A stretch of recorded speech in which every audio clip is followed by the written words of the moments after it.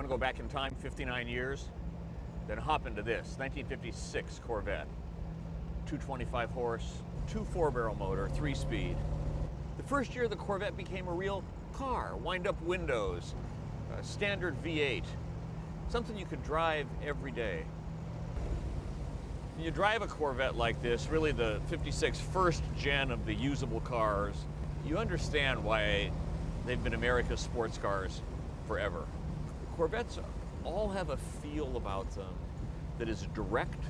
They take command of your experience. There's no question that you're in a special car and that you're going to take it and do special things. Now, by modern standards, this is not a great car.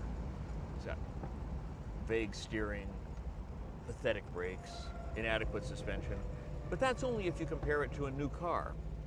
By standards of 1956, this is a great car, perfect for 2-lane roads. If you had a Corvette in 56, you were a player.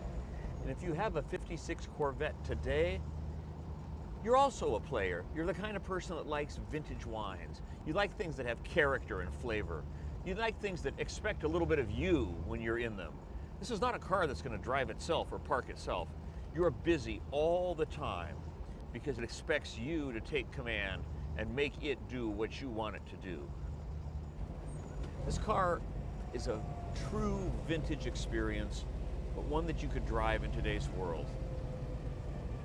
You want to be thoughtful when you use these cars, but if you drive the car like it's an old car, like it was made in 56, if you put the challenges to it that you would have put to a car in 56, this car is just brilliant. It brings a smile to my face to drive it.